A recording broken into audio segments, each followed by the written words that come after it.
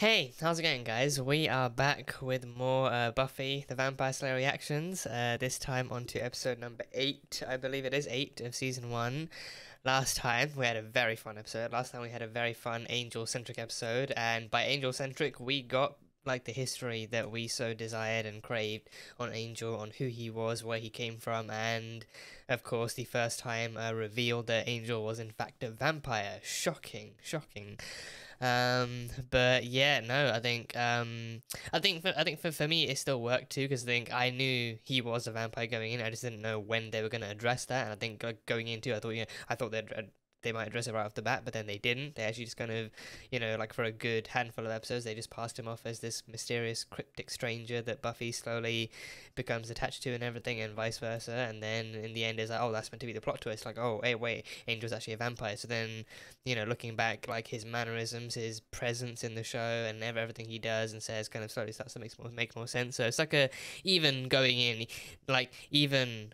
having known it, it still does seem like a bit more of a it does still have somewhat of like a kind of element of surprise to it in the execution and the build up and everything, so that much I could still appreciate. But I'm very glad they actually did the history and stuff, actually his history in both Ireland and Europe before he came to America, and his history having been like an infamously ruthless vampire to begin with, but then one of his conquests actually ended up with a tribe of Romani people actually restoring his soul, the soul that he actually lost when he first became a vampire and everything. So then that's why he was so kind of bloodthirsty and ruthless in his rampage across the world and everything. So there was that. So then his soul was restored. So then he moved. I think then he moved to America, and then he shunned vampirism, shunned other vampires, and he became like a very kind of strange kind of hybrid of the two, of human and vampire. So yeah, so then I think it might then be safe to say that maybe the first time he's actually done anything even remotely related to vampirism might be when he first met Buffy too, where when he first met Buffy in the pilot episode, and he actually gave her the crucifix, and he gave her the kind of the details about the harvest and everything. So that might be because then Buffy came through, and then the Hellmouth kind of reactivated itself, and the Master's plan kind of came into fruition and everything. So then that's when things are about to kick off. So then he has to, he doesn't want anything to do with them, but I think at the same time he understood he can't just stand idly by and kind of let things go south if he has any control over it. So he can still do what he can and then slink off into the night, like the handsome, cryptic man that he is. So there's that. But yeah, so we found some history with him. There's some history with him and Darla too. And Darla, I mean, I want to say R.I.P., but she was the villain. So just rest, just rest now. Just really, like, you've been alive for damn long time. And she was I think someone in the comments actually mentioned that she was created by the Master, and then she also revealed that she was the one who created Angel too. She actually turned Angelus into Angel, into the vampire Angel. So she was his creator and everything. So they kind of went way back and had many different kind of conquests, and had like almost like a love story of their own and everything. But then stuff happened, and he distanced himself from all vampires, including her. So then she was no longer on his radar. And then yeah, in the end, in the fight of him and Buffy versus her, he kind of came up behind her and then stabbed her with an arrow, and then right through the heart. So then she got dusted. So yeah, but I mean, props to Darla in that final fight. She came in with dual pistols. She meant business. She meant business. She was done playing around. She was done, playing coy and kind of hard to kill and stuff like that. Even more hard to kill in this manner. But she came in with dual pistols and started firing those off. So those were pretty lethal. And I think she even confirmed that vampires can't die from bullets. Like bullets won't kill them, but they could still like hurt like a hell of a lot. So good to know that vampires and humans have that one thing in common. Although humans can definitely be. She went for non-lethal shots too. I think she shot him in like the kind of torso or like the arm or something. So I think it was like a non-lethal shot at most. But then if she actually went for the head, then I wonder if a headshot would kill Angel or any other vampire. I'm not too sure, but either way, I mean, they did it in Supernatural. John Winchester fired a colt at a vampire. Fired the colt at a vampire. I mean, granted, that was like an actual kind of all-powerful OP kind of gun with OP bullets, but still, he fired the colt at a vampire's head, and that vampire was literally done and dusted. So Don't know, but either way, she did that, and then she died, and then afterwards, you know, like a bunch of different a bunch of drama happened in the episode too, like her having framed Angel for in attacking Joyce as well, Buffy's mother too, and actually kind of trying to lure him out with the smell of fresh blood and with the scent of fresh blood and everything. But then he transformed and he was holding her, and the wounds were there, and then Buffy just misinterpreted the whole thing. But then some angst here and there as well. So it was a nice, dramatic, and very informative episode on Angel, both past and present. So that was good. And then it ended with him actually deciding he needed to part ways. It ended with him actually deciding that he needed to leave, because then this would literally never work, and both of them kind of mutually coming to that agreement too. And people have mentioned that the brand at the end, the brand on his kind of like just below his collarbone too, was actually because Buffy was actually wearing the crucifix that he gave her in that episode, so then that was actually pressing up against him as they made out for a solid like 5 or 10 minutes, and then, you know, long enough for the cross to actually leave a mark. So now I think now it's like that is like their own little connection too. Like she has the crucifix that he gave her, and then he has the brand from the crucifix that, you know, that she's wearing. So I think it's like the one last connection between them is the crucifix and the resulting brand on a vampire's body. So that's pretty nice. But yeah, it was fun. It was interesting and it was fun. So on to seeing what the rest of this season holds. And now I think going forth without Angel too, probably without him in the background at all. I don't know if he's gonna stay in Sunnydale or if he's actually gonna leave town and move somewhere else or something. But either way, interested to see where his journey takes him next, and when we might actually catch him next, if like, you know, especially if he does show up before his actual spin-off starts, then very interested to see where his journey takes him next. So that will be fun. But yeah, off the top of my head, that's pretty much all I can remember. So any other details, I'm trusting, like if there are any recaps, then that will cover me. But other than that, that's all that's all I've got for episode 7. So on to episode number 8. On to episode 8, the reaction. And you guys know the drill by now. This one, just the fair use version with highlights and everything. But if you want the full length version, then that one will be over on Patreon. So you can go check that out over there. That'll be cool too. But yeah, Buffy the Vampire Slayer, Season 1, Episode number 8. Let's go. Italian vampires? Whoa. Whoa. Amore? They're in love with the Minotaur? Oh. At the cost of love, a broken neck? You're just gonna Gwen Stacy him like that? Moloch the Corruptor, okay. Again, dude looks like the Minotaur. Oh, I think his face is in the intro too. His face is in the intro, yeah. They're gonna put a demon in a book. They can do that. They can put a demon in a book. Whoa. It's gonna be read again, right? Someone's gonna pick it up, someone's gonna read it. This is gonna be like Buffy's Darkhold. This is gonna be Buffy's Darkhold. It's gonna be read again. Buffy. Oh, great. A book. No, Buffy, you got one job. No, don't you dare. Buffy, don't you dare open that book. Willow, Dave. Is that Chad Lindbergh? Or Lindenberg? Is that Chad? Miss Calendar. I'm sure you'll Miss Calendar. Really, Miss Calendar? Her last name is Calendar? Email was sent in regular mail. More digitized information. She's cute. I like her jacket. And her shirt. And her hair. And pretty much everything. She's cute. I'll bet it is. I'll be back in the Middle Ages. Did you ever leave? The Middle Ages, Oh, these two are gonna get along swellingly, aren't they? Yeah.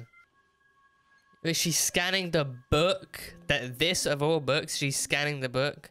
So what, is the demon gonna be at the computer now? Are we gonna get some kind of... Are we gonna get Ultron? Fucking demon in a computer? Or is it gonna be a demon on the internet? Where am I? Yeah, we're getting Ultron. We're getting demonic Ultron. We're getting demonic Ultron. We're getting demonic Ultron.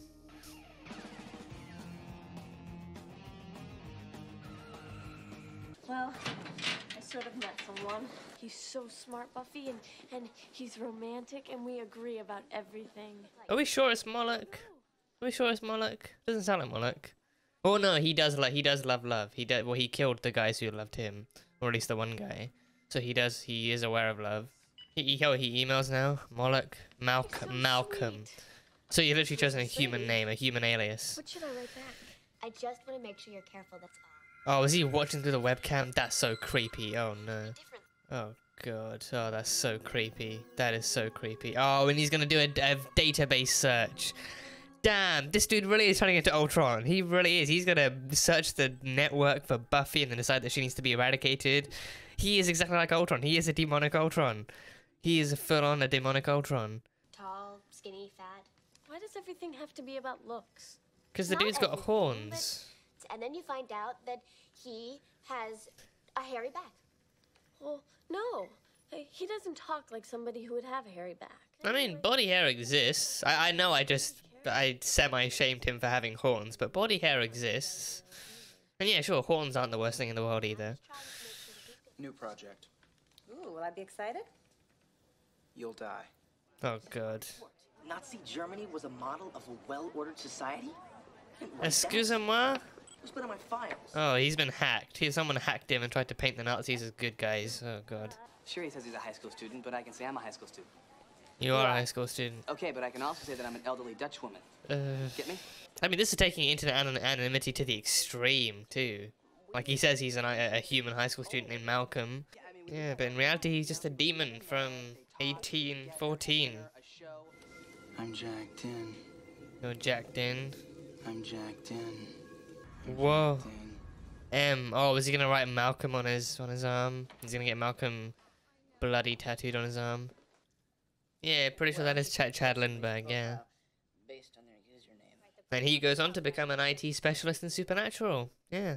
Because you see, Willow's got this boyfriend, Malcolm, and to tell you the truth, I Leave think... Willow alone. Oh, That's none of your business. has he been told as well? Yeah, all the boys on the computer have been told to keep an eye on Buffy. Oh, even especially Fritz. Especially Fritz. It's not just Willow. Things involved in the computer filled me with a childlike terror. Now, if it were a nice ogre or some such, I'd be more in my element. Wow, Giles. Wow. I suppose you could, Technology terrifies you, but actual fantastical mythology and creatures are right in your wheelhouse. Oh, damn, Buffy with the shades and a new coat. Damn. Looking fly. Looking fly. CalAC's Research and Development. It's a computer research lab. Third largest employer in Sunnydale, close A down. computer research lab. Boy, So, I can't have information sometimes. huh. it's just Good on somewhat you. unprecedented. So Moloch wants to expand then. He wants to grow bigger in a research facility. I can just tell something's wrong. My spider sense is tingling. Your Spider Spider sense. sense. Yeah. Pop culture reference. Sorry. Yeah. Oh, so wait. No, wait. Would that be based? That would be based on the comics, right? Not Spider-Man itself, not the 2002 movie, because that would have come out in 2002. So that must have been based on the comics. Okay. Miss Calendar, hello. So the book will be listed by title as well as author. Kids really dig the library, don't you? We're literary. To read makes our speaking English. Evidently so. Evidently so. Yeah. Buffy just makes trouble. That's why she got kicked out of her old school. How do you know about that? How did you know that? Yeah, how you know about that, Malcolm? It's on her permanent record.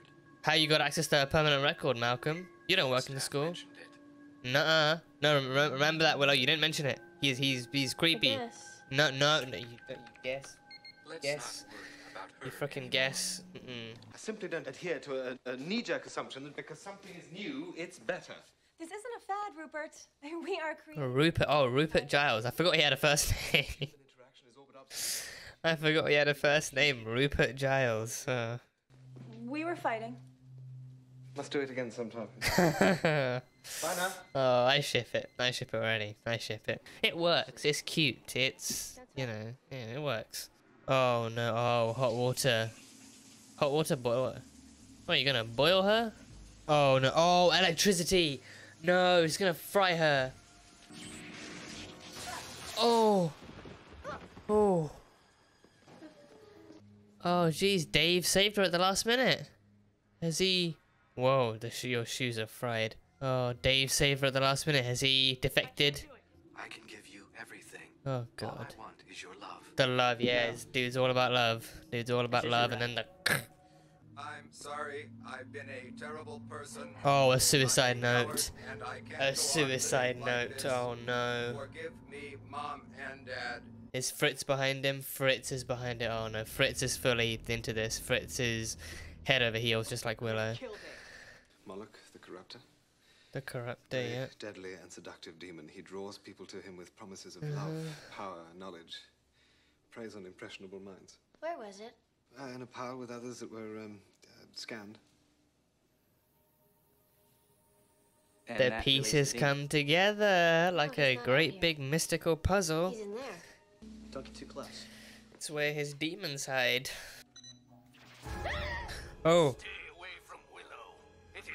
Oh, there he is in all of his pixelated beauty. There he is. Hello, fella. How about mess up all the medical equipment in the world? Randomized traffic signals. Access launch codes for our nuclear missiles. Destroy the world's economy.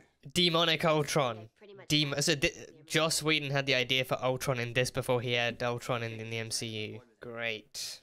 Great. He loves his technological baddies, doesn't he? Oh, he was hung. He was hung.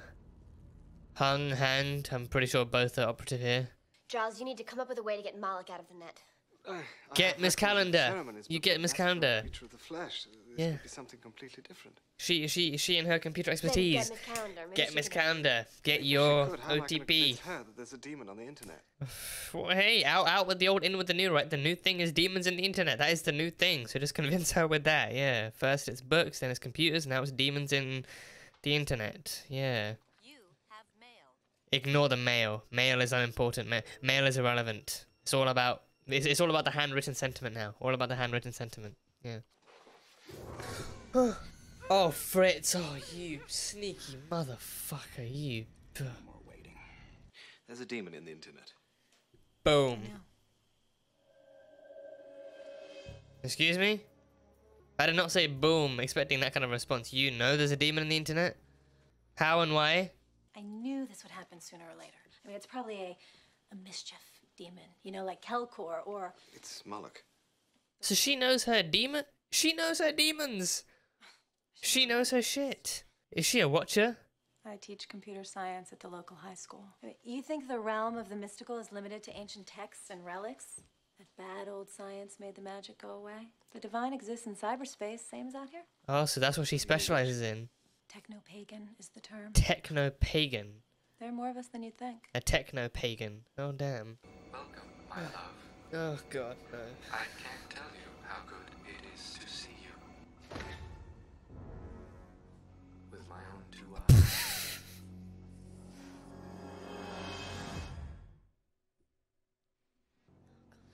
They literally made him a robot body. You literally made him a robot body. I can see all of it. Everything flows through me. You literally I know the made him secrets of your keys, a robot. but nothing compares to having form again. To be able to walk, to touch. Oh god. Oh, he can still snap. He can still snap. Oh god. He can still break. They made it. Oh god, this is Ultron. This is Ultron. Oh god. They made him a literal robot body. They made him. Oh, I love this show. I love this show. Oh god, this feels like Teacher's Pet done right. This feels like Teacher's Pet done somewhat right. Yeah. You're not getting it, Rupert. We have to form the circle inside. Oh god, I Getting out of flash is can't handle her taking calling him a response. Rupert. Moloch just shut you down. It's her. Yeah, who's the other guy? That's Moloch. Come on, put two together. You see a giant robot standing there, you're like wondering who the fuck he is, really? A man in Beijing is transferring money to a Swiss bank account for a contract on his mother's life. Good for him. So he's accessing everything then. He's accessing the entire World Wide Web, the entire World Wide Network. Couldn't you just stop Moloch by entering some computer virus? Yeah. You've seen way too many movies. Okay. Still, it'll be way cooler though. And give Buffy a USB arrow on a crossbow, let her fire it into his face or his eye or something. Yeah. Oh, there we go. Yeah, come on, freaking drop kick a robot. I mean, with that mask, it looks kind of like Predator. Looks ever so slightly like Predator with the mask. Whoa. Okay, watch out that computer doesn't blow up in your face. I gotta hit someone. Yeah, congratulations. Yeah, had you taken down a robot, it would be significantly more impressive. He's not in the book. Where did he go? Oh wait, did you shut him out of the net, but you still kept him in the body? So he's out. He's disconnected from the net. The same way Vision shut him off from the net, and then he was trapped in that one body. So he's alright. He's out of the net, but he's still got that one body. That's all you got to destroy. Yeah, break him apart, Willow. Nah, screw friend. This guy really isn't even acquaintance material. Just break him down. Just oh god, okay. Just break him down. Take your best shot. Oh, fry him. Dodge and then fry him. There we go. Yeah, electricity is your best friend.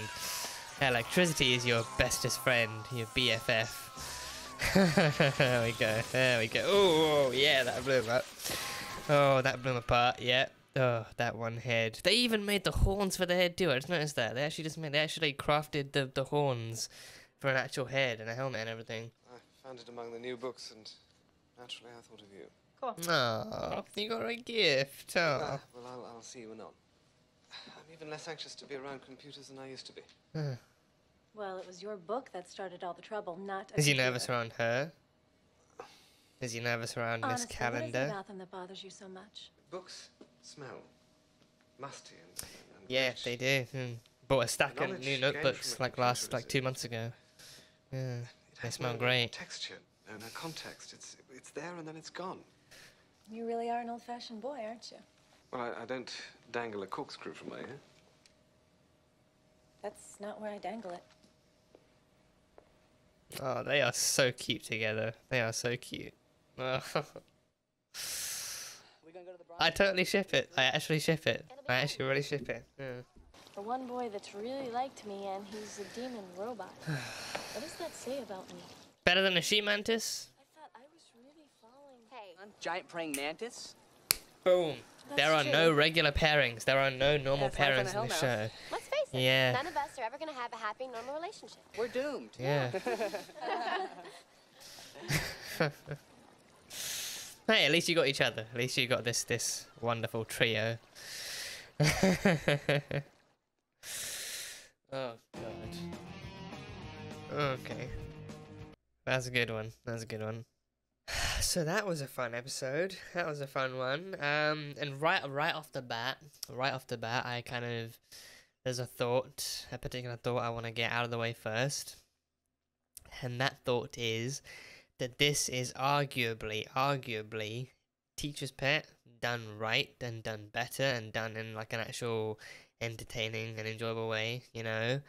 I mean, again, of course, like there's still problematic aspects actually explored in this episode, around the context of internet anonymity and dating and that kind of thing. But I personally feel like it's actually done in a way that's still kind of, you know, set like.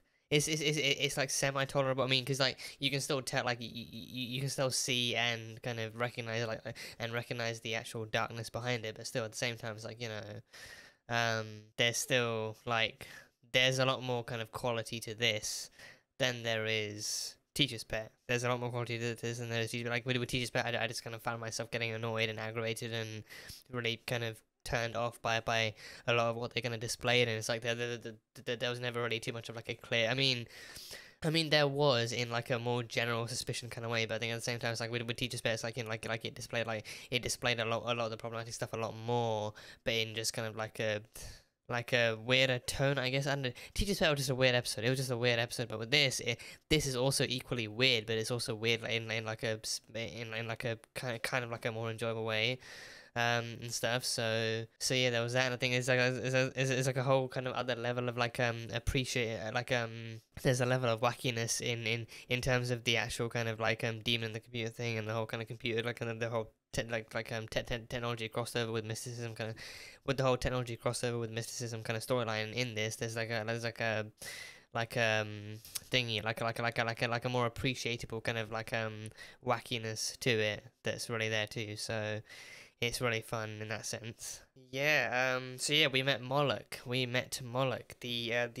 corruptor, Moloch the corruptor, and he does corrupt. He corrupts with love and the lure of love and power and knowledge and everything, so he's the corruptor. And he began, I think his at least like from the story that we saw, originated in, I think, Cortona, Italy in 1814. So he's been around a while. And yeah, I think the more I think that particular shot of him turning around and actually looking upwards too. I think I recognize that face and that kind of particular shot from the intro itself. Like the intro obviously contains like a lot of different shots that are used in various episodes, and it kind of uses that as like a summary of what the show's about and everything. So it's a very interesting shot, a very interesting and well crafted kind of shot. So I recognized him from the intro from there, so there was that. But then yeah, he's a, like I mean yeah, I think off the bat I did say he looked like the Minotaur, and he kind of does, like with the horns and everything. But then I don't know if like he is I don't know if he's inspired by like an original kind of creature from ancient mythology of some kind, or if he's actually meant to be some kind of interpretation of one. Like if he's actually meant to be like, because I mean he's clearly not meant to be the Minotaur, because I mean the Minotaur is I think is Greek. I'm pretty sure. I think the Minotaur is Greek, and there was no mention of any kind of actual cultural mythology in this. Just him being a demon and him kind of using demonness to corrupt and lure and trap and everything. So there was that. So I'm curious as to whether or not like his look and his kind of existence was actually inspired by other entities and actual kind of real life cultures, or what the case was there. But we had Monarch, and he was all about love. He was all about love. Like that first guy in 1814, he loved him, and the love apparently was reciprocated, or was, I think, maybe kind of reciprocated to the point where he just kind of snaps the neck of anyone he loves and anyone who loves him. So his love language is death. Death is his love language. So he is, again, just not the ideal companion. He's not an ideal partner in any kind of shape or form. He's just, like if you love him and if he loves you back, then he will kill you. That is how he shows you his love. So you will not live to experience the rest of that love afterwards. So yeah, there's that. But then yeah, they also briefly kind of showed how back in those days it was like considered like the Dark Ages, and the kind of like method they used to vanquish demons was to actually trap their souls within books that must never ever be read ever again. So yeah, so that then happened, and yeah, I mean, obviously, I mean, they could not have been more on the nose with quite a few of the references and warnings in this episode. Like, I think just them like saying some kind of a warning or some kind of like a tidbit, and then literally seconds later, that very same piece of dialogue being disproven or subverted or something. Just it definitely worked in its favor. But like that guy way back in the 1800s being like, no one must ever read this book again, and then closing the lid, and then it opens up again centuries later, and then it's like, oh, a new book, and then Buffy's gonna try and read it, and then that's gonna happen. But no, she didn't try to read it. She did not. She because I mean, even the book it's in is not deceiving. The book itself, like even the cover, like again, I think this is I feel like this is the kind of one I feel like this is like the one kind of case where you can and should judge a book by its cover, because then I think otherwise people are going to take that too literally and just start reading the most kind of the most notorious and most kind of suspicious and most dangerous looking books and be like, oh, well, don't judge a book by its cover. It looks like the Book of the Dead or a Book of the Damned or a book that will kill you as soon as you try and read it. But no, maybe you look inside, maybe you get like a free cake recipe or something. But no, Moloch has no recipes. He has nothing except death. He holds nothing except for death and seduction. He's a demon of seduction too. I think Giles specifically pointed that out. He's a demon of seduction. So that is his art. So yeah, and then Willow is scanning books, and of course, and again, I refuse to believe that Willow did not see the front cover of that book. I mean, see it, sure, but anyone will see. You'd have to see the front cover of a book to open it, but then notice it. Maybe that's where her skills of deduction and detection actually kind of failed her a little bit. I think maybe she actually saw it and then didn't really.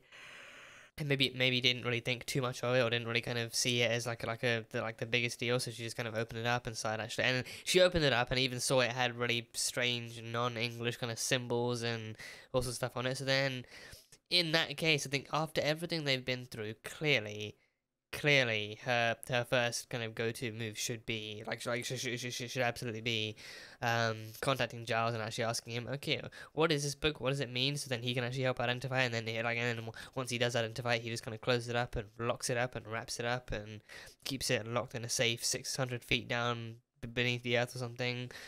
You know, like instead, like after everything they've been through, she sees something suspicious and something mystical and something this kind of, you know, sus looking, and then she just goes ahead and investigates it and actually scans it into the computer and does all this stuff, like, you know, just wow. So yeah, so then her scanning into the computer then actually allows Moloch himself to enter the computer, because then the computer is what's reading it, like it's absorbing and then kind of displaying that information and storing that information. So then that allows Moloch to enter the computer, and then yeah, from there on, everything goes south, everything goes tits up, and everything goes to shit. So yeah, Moloch in the computer, not the best idea at all. So yeah, just like so much about the whole like Moloch and like the demon in the computer and the demon on the internet kind of story. Like so much of this episode felt like, you know, it felt so naturally and so obviously like Ultron. I mean, it felt like that, but I think obviously you wouldn't get that feeling until you watched Avengers: Age of Ultron, which I mean, even from this thing's perspective, wouldn't be made until years later, because I think, you know, this is years before anything like that ever came into fruition. But I think coming to this as like an MCU fan, and actually coming to this after, you know, having watched that as well, like I think so much of this rings eerie. And I think it definitely, like, you definitely get a feel for where Whedon actually got a fair amount of his ideas for Ultron, for the movie version of Ultron from, and like how he set out to actually go about it, and what we want to do, and how he actually kind of how he managed to do it. So like how he managed to do it in a way that must have seemed so easy to him and so kind of familiar and everything. So like so much of this actually kind of like rang similar bells to that in my mind, anyway. So there's that like stuff like, you know, Moloch actually kind of then expanding himself to the CRD research laboratory, so him actually wanting to expand, to evolve, and to become bigger.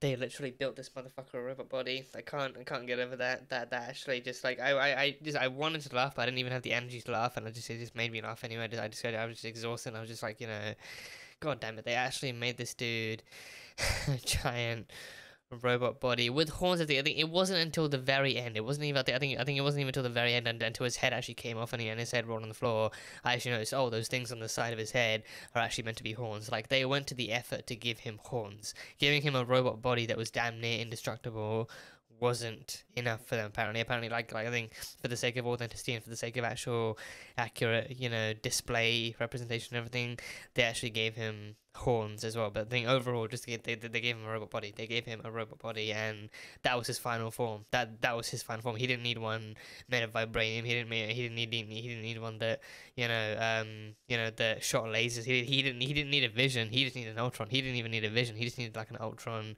without lasers and everything. So first he entered the school network. First he entered the actual school network, and everything. So then that kind of allowed him to kind of manipulate the students and seduce the students a bit more. So I think first it was Willow. First it was easily Willow, and then I think the other two boys. I think the two being Dave and Fritz as well. Fritz was just scary, kind of drawn in. Like he was scarily easily drawn into this. But then Dave was the one who took a bit more time and everything. Even by the end of it, he defected, and that cost him his life. I mean, yeah, people like side characters cannot live in this show unless if you're not a main character in the show, then you have you have next to no chance of living. If you're a side character in any way in the show, then just, you know, you either leave the show, you actually disappear from the actual background, you actually disappear from the area in order to live, or you end up dying. So yeah, just Dave. And I think Dave is also played by Chad, I think Lindbergh or Lindenberg, I think it's either one of the two. And he even goes on to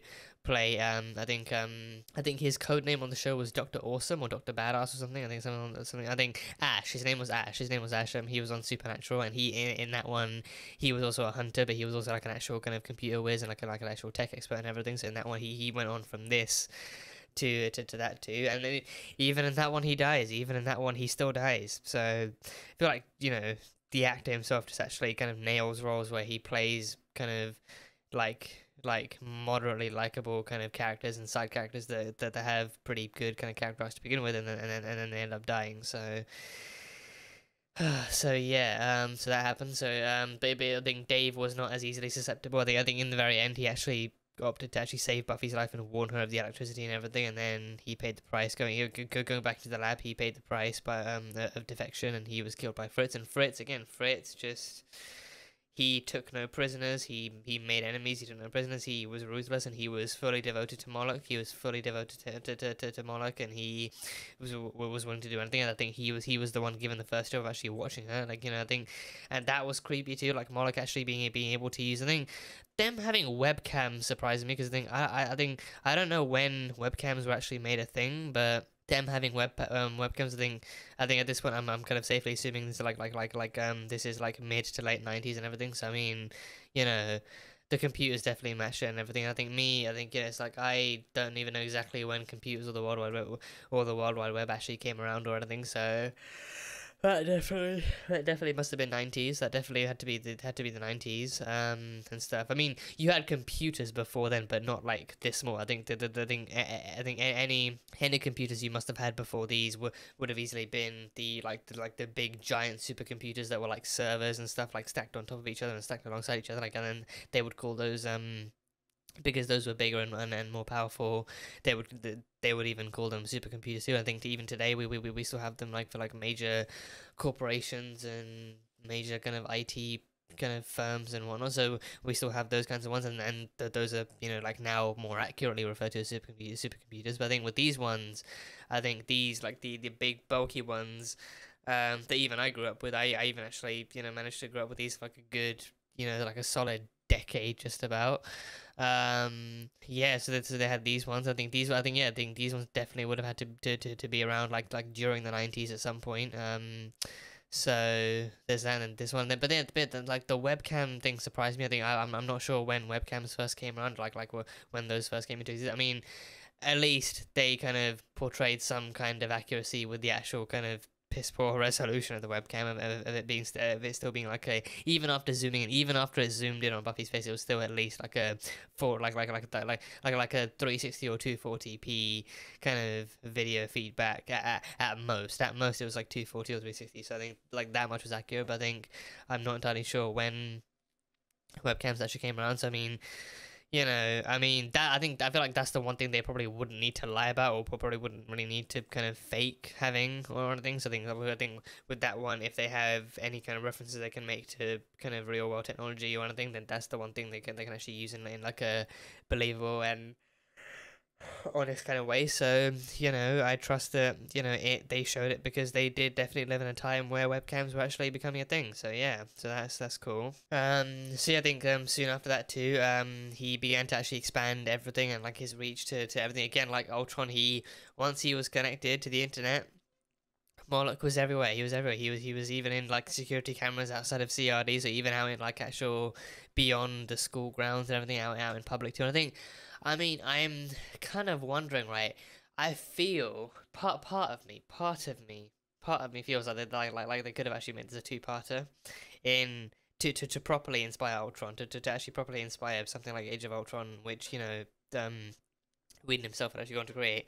Part of me feels like this would have, I think I actually personally would have actually been okay with this being a two-parter. The first part being showing Moloch's rise to power as a demon in the internet, and then maybe even like a bit of maybe even a bit of him actually messing around with the public stuff in general, like actually messing around with cameras and messing around with electronics and messing around maybe with even like with traffic lights and causing mayhem out in the world, out in technology and out on the internet and everything, and actually doing some really shady stuff. And then because they even reference it, I think I think the very least they did was actually referencing it, like saying like, oh, he could easily kind of like leak information, he could leak nuclear codes and activate nuclear codes and nuke half the world or something, and he could easily do this, that, and the other. Like with the amount of access that he has to the internet, there's next to nothing he could not do that would cause irreparable damage. So I think that at the very least they referenced it. But then if they had actually had him do some kind of minor damage like to the world with his thing, I think that would have been cool to see, and actually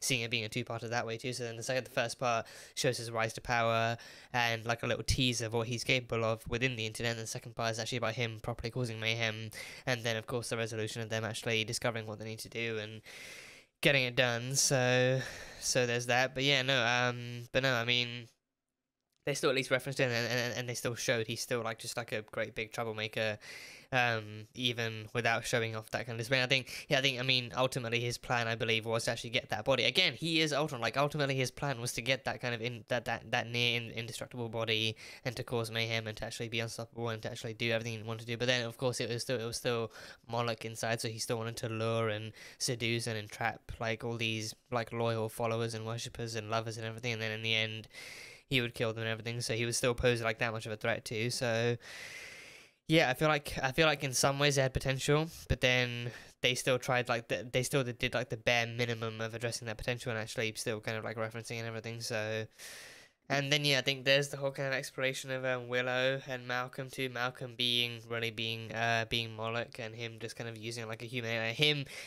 Moloch, a demon in the internet, essentially catfished Willow. The demon in the internet catfished Willow. This show. At first, a she-mantis tried to seduce Xander, and then, you know, Buffy falls in love with a vampire and has some angsty kind of, you know, set like some kind of separation issues with him and stuff. So then that happens, and now a demon on the internet tries to catfish Willow.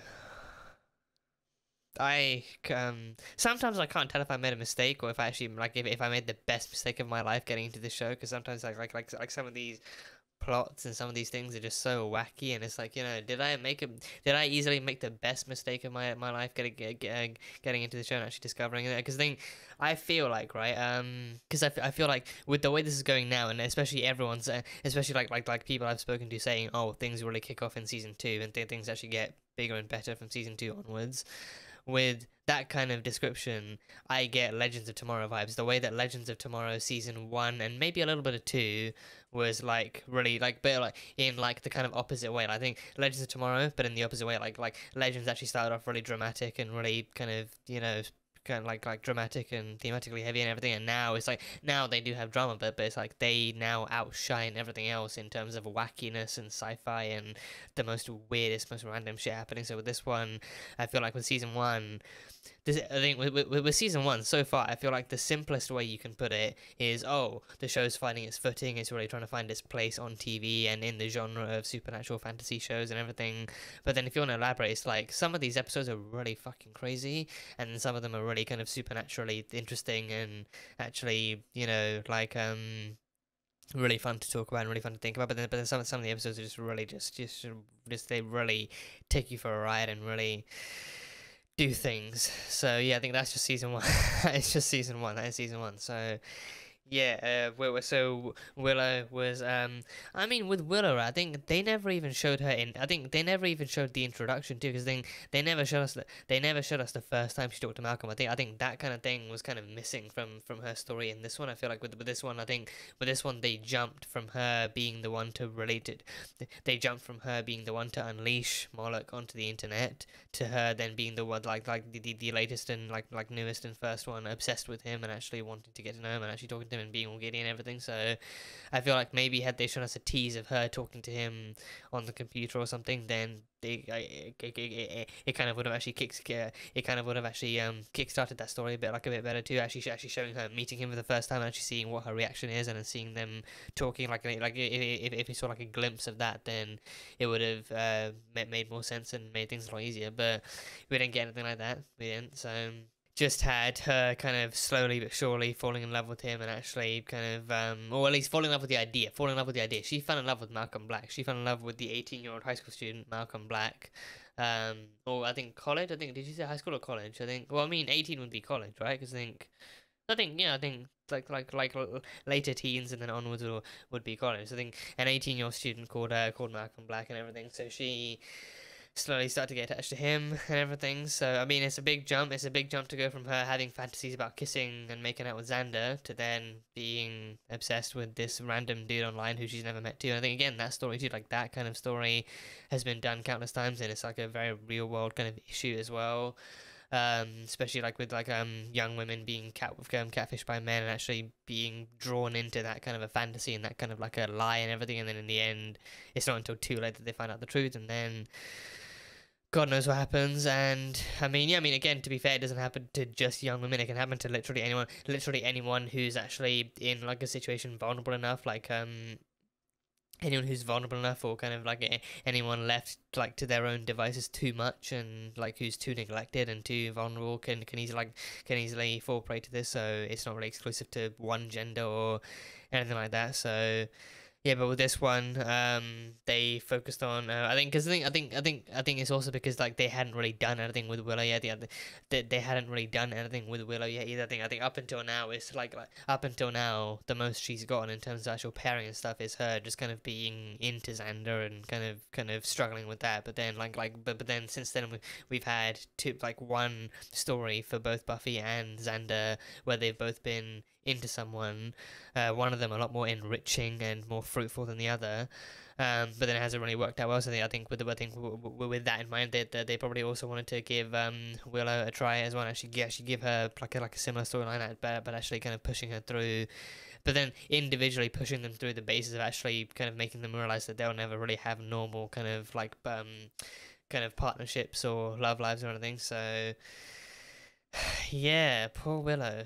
Poor Willow. She deserves better. She deserves better. You know, I mean, regardless of whether or not her and Xander actually end up together, like, regardless of whether or not Xander and her actually happen, Willow deserves better. She is a sunflower, and she deserves better. Sunflower is literally the best thing I could come with off the top of my head. I don't know why, but yeah, she's precious. She's precious. She's precious, and she must be protected from the creeps and weirdos and demons and even literal demons of the internet. So yeah, and especially even I think you know, I didn't know if they would actually make that kind of parallel, that kind of connection of they've all kind of had their fair share of really kind of crappy romances and pairings, and they've had their fair share of like unhappy endings too. So I think that's why I was kind of constantly kind of referring to I mean, I didn't really count Buffy's thing, because I think Buffy's one was never really, I mean, I've been thinking about that, right? I've been thinking like whether or not that's actually really problematic, because I think technically Buffy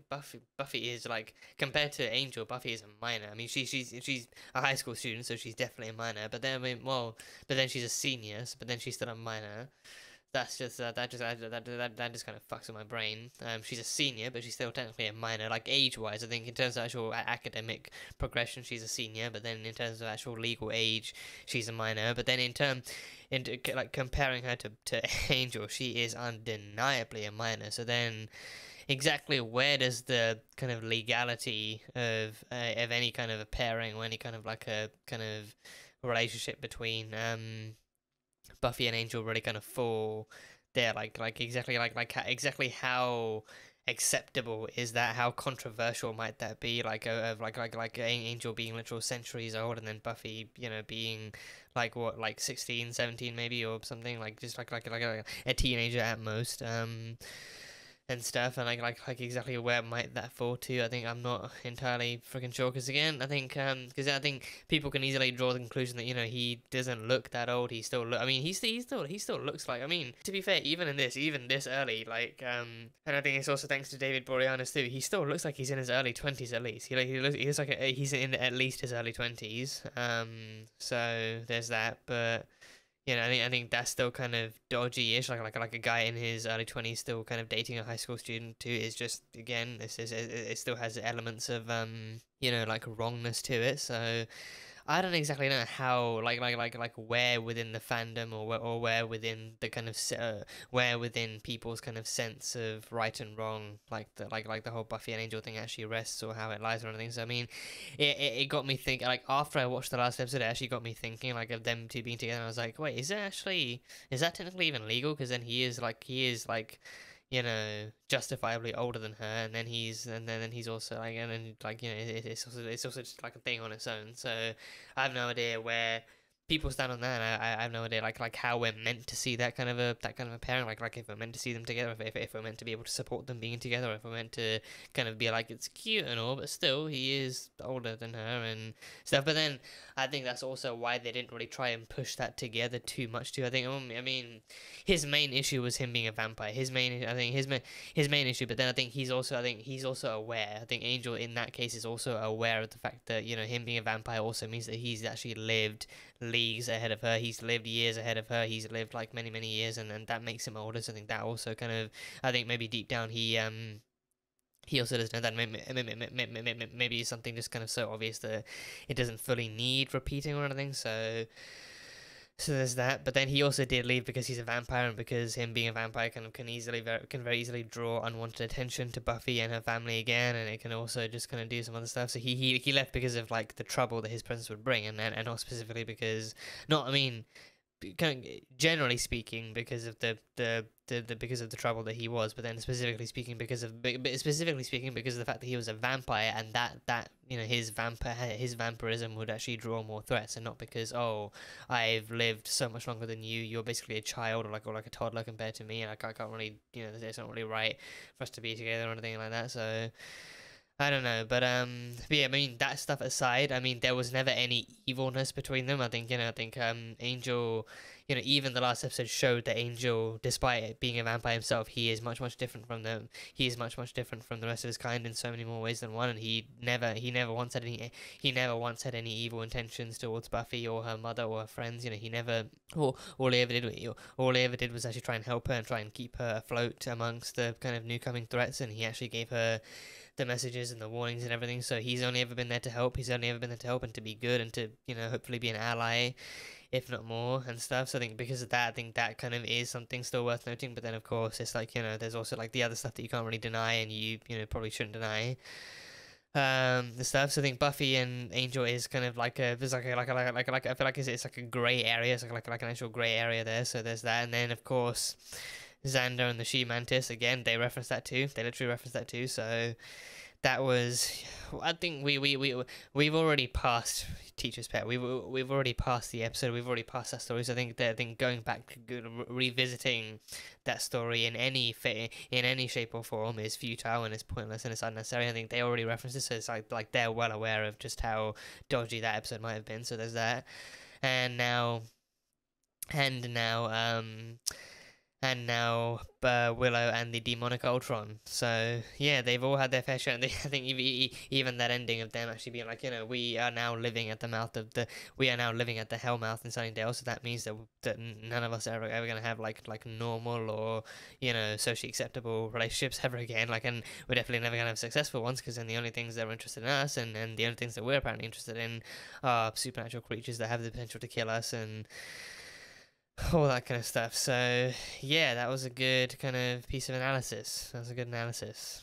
And then we had the lovely, the dashing, the stylish, the very, very cute Miss Calendar. We had Miss Calendar. Interesting name, Miss Calendar. I don't remember there being a first name. I'm actually gonna have to go back and check to see if there was a first name for her. But I think from what I remember, they just called her Miss Calendar, or well, be it just Miss Calendar. But yeah, no, she was pretty cool. She was pretty cool, like a tech whiz, a computer whiz, a computer enthusiast, and she, you know, happily ran the computer lab of the school and hosted like many different students in her class that wanted to use a computer and actually teaching them to use it and everything. So yeah, I mean, I think it would definitely interest me, like to actually, it would definitely interest me to know exactly what computer classes were like back then when stuff was. I mean, because even for them, like, you know, like for what they had back then, like it would still be considered pretty kind of high end and pretty, you know, solid and pretty kind of, you know, like pretty, you know, high tech and everything, like compared to now, because now we have all of this and we have everything we have now. But back then, I'm really curious as to how they would have actually promoted computers back then, and how they actually would have actually, what teaching people to use them would have been like, and how, like, you know, because yeah, like functionality back then would have been so different too, and like the features would have been so minimal. So it's like, you know, there'd be a lot less to teach, but even for them, it would still be quite a bit too. So I'm just kind of really curious about that and everything. So seeing Miss Calendar there was really cool. Yeah, she has such a great dress sense too. I can't get over how good her dress sense is. Like, you know, like it's just sometimes like just like a shirt or like a blouse and like a leather jacket and everything, and her hair is so wavy and it's so cool and so dark and everything, and she's just so. She's pretty, okay? She's very pretty. Miss Calendar is very pretty. So yeah. So yeah, and then she also had like a very, very kind of really kind of witty and really kind of cutesy kind of banter with like some really cool back and forth with Giles too. I think going up against Giles too, like them two being on polar opposite ends of the kind of information spectrum as well, like Giles being solely like hardcore into his books, and Calendar being into her computers and into like the actual kind of upgrade of into all the new and improved ways that you can actually absorb and produce and you use information in general and everything. So that was really kind of interesting to see. And her calling him a Rupert as well. I genuinely forgot that Giles had a first name, because even I just call him Giles. I think the kids in the show call him Mr. Giles, but then that kind of I hear that and I kind of notice that, but then it just kind of flies past my head. So I just call him Giles, and I think Giles is honestly one of those names to me that could easily count as like a first name. To me, Giles sounds like a first name. To me, Giles honestly sounds like a first name. The same way Fitz's first name in S.H.I.E.L.D. is Leopold, but to me, Fitz just sounds like a first name. Fitz can easily pass for me. Fitz can easily pass as a first name for me. Simmons, maybe, but mostly Fitz. Simmons, I think Simmons kind of sounds a bit more, obviously, because I think with Simmons, I think they kind of call her Gemma like a bit more. I think they call Simmons Gemma a lot more than they call Fitz Leopold. With Leopold, it's with Fitz, like Leopold, I think it's like a name he's really kind of really iffy with, and he doesn't really he doesn't like just anyone calling him Leopold. So it's like it depends on how close you are and how how okay with you he is and everything. But with Simmons, they call her Gemma a lot more than they call Fitz Leopold. So with Simmons, I think because of that, Simmons kind of sounds like a good enough mixture of the two. But then Fitz, for various reasons, like Fitz actually just sounds like so much more like a first name than anything else. I think that kind of goes up there with Giles too. So yeah, but she calls him Giles. So Rupert Giles, Mr. Rupert Giles is his name. That's his name. So Rupert is his first name. He does not look like a Rupert. He really does not look like a Rupert. He what does he look like? I think like a, I don't know. He looks like a Giles. Mostly, he looks like a Giles, and Giles like sounds more and more like it could be a first name for him. But I think he looks like I don't know, like a John. Maybe I think like a John is too cliche, like too much of like a stereotype first name, like John. I don't know, I don't know. I mean, now I can't. I mean, at this point now I can't really think of anything else. But then Rupert also doesn't really sound like it fits. Like he doesn't look like a Rupert. He does not look like much of a Rupert. But either way, his name is Rupert Giles. So I think even I think her being a staff member, her having access to that information, her using that was really kind of was really cool to see. And yeah, just their kind of constant back and forth too of her just kind of trying to convince him to actually try and embrace the new and to try and actually explore the new and actually try and like not be too afraid of some technological devices like computers and everything, and then him kind of being insistent on sticking to his books and then sticking to material that he already knows and understands perfectly well, and him sticking to his books and his nostalgia too. Like even that speech at the end of the way he spoke about books was a mood. The way he spoke about books was an absolute mood. Like especially the smell part. Like I think it was last year, or I think earlier this year, I bought the Percy Jackson series, and I think the way that those books smelled when I kind of tore the plastic off of them, my god. And I actually just bought like a whole new stack of notebooks too. Like one, I started to run out of space in my older notebooks. So I think I actually need to buy newer notebooks for like one for each kind of show that I'm actually watching on the channel. So it's like I think it's about like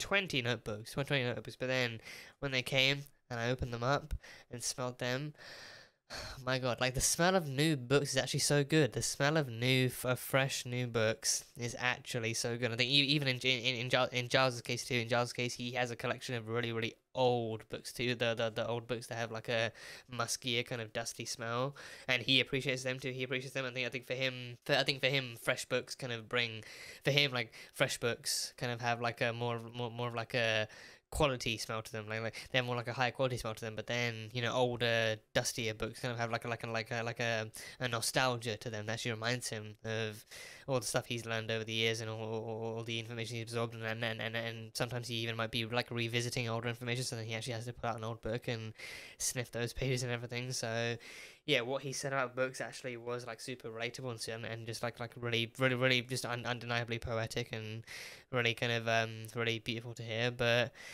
Yeah, they really are just two of the cutest kind of opposite ends of the spectrum too. I think they're both into like mostly different things, but then they still get along great. They still get along really great. I cannot help but ship them. I think again, and it will also be I mean, she's a techno pagan, but I think even besides from that, it would be the first kind of the first like non-problematic, non-shady, non like suspicious or non-dangerous kind of relationship we've actually seen in the show so far. It'll be the first one we've seen that doesn't pose a threat to either one of the characters and doesn't actually pose a threat to anyone around them and everything. So amazing that the relationship between two actual grown mature adults is the one to actually present that too. So yeah, and I think for a show like this set during like the late 90s, when like I mean because I feel like if you want to do nostalgia in a show, whether it's set in the modern day or even set back in the actual past as well, I think if you want to do nostalgia, I think 80s, I think maybe 70s, 80s, and 90s are like the kind of like sweet spots to hit and everything, with like the rise of new technology, with the introduction of all these new kind of different kind of fads and new designs and new innovations and everything, and especially like computers as well. Like, you know, computers are like one of the biggest inventions and one of the biggest innovations that humanity has ever come up with. So I think, you know, going like actually like using an episode like this to introduce that too. I think simultaneously introducing the ubiquity of computers in like an actual high school, whilst also exploring the kind of the mythological craziness of a demon, or in like starting off in a high school network and then actually eventually expanding over to the World Wide Web, is just, again, it's like a really kind of really wacky but really kind of enjoyable kind of combination to see. But in terms of the computer stuff, I think actually seeing Miss Calendar there too, seeing Miss Calendar being the teacher to actually try and actually incorporate some love and appreciation for new tech, and to actually see her incorporating some kind of enthusiasm among the kids for learning how the computers work and how to use them, and how, you know, information exchange can really be improved, and how like all these different kind of things can actually be enjoyed and kind of cultivated through computers and through that kind of technology, is actually really kind of cool to see too. So I'm hoping we get Miss Calendar for a while at least. I think for at least a few episodes, and actually hoping that actually looking forward to seeing how her and Giles kind of grow together, and how they interact from here on out, and how they actually kind of, because I mean, I'm also hoping she's not just like a one-shot thing. Like, I'm hoping she like so many characters before this episode, I'm hoping she's not really just like a one-shot just here for this one episode, because I think it seems like her and Giles actually have some kind of potential to be like to at least be friends, even if they're not going to be romantic, even if they're not going to be together or anything. Like, you know, like platonicism is still a thing. You know, they could very easily just be really great friends who get along and share information and share tech and share resources, and still kind of maybe agree to disagree on some things, but still kind of get along for the most part and stuff. So I think that kind of thing would be really good to see. And I think especially like three failed romances, one successful friendship in like between two consenting adults would not be, it's really not too much to ask for. It's really not too much to ask for. So I'm hoping they not only keep her around, but then actually keep her around long enough to actually see how her and Giles actually get along, and see if there's actually kind of any kind of potential or a future between them or anything. So that would be really fun. And seeing Giles actually being able to connect with someone too, because I think again, he spends like the majority of his day with children, and that is a sentence I can't really say in a way that doesn't sound creepy. But I mean, again, he's not a bad guy. He's not a creepy guy or like a suspicious guy. He's literally a high school librarian, so he has no choice but to spend his day with these kids. But then these kids too, I think, you know, he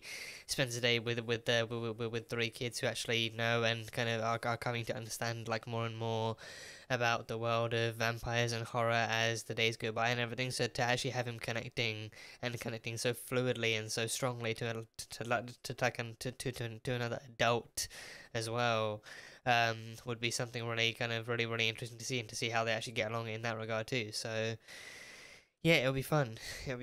And yeah, so Miss Calendar actually knew about the whole demon thing too. She actually knew about the demon in the network, and she knew about I think she didn't know it was Moloch. But she knew it was a demon, and she knows about demons too. She knows about demons. She knows about magic, and she knows about like vanquishing them, and she knows about all these different kind of mystical things and everything. So it turns out she's not necessarily a witch. She is a techno-pagan. She's a techno-pagan. So I think, you know, I think even the way she described that, even like that kind of word itself, like techno-pagan, Pagan kind of makes me think of like, you know, but like magic but involving technology, magic, but also I think especially like I think her saying that I think her primary experience or like her field of expertise kind of lied in solving solving demon issues and demon dilemmas within cyberspace too, like her actually tackling demon issues on the internet and like on networks and inside technology and everything too. So I think she's a computer expert in more ways than one too. She actually knows how to vanquish demons from PCs and everything. So that's a really nifty kind of trick. So yeah, so she was a techno pagan. So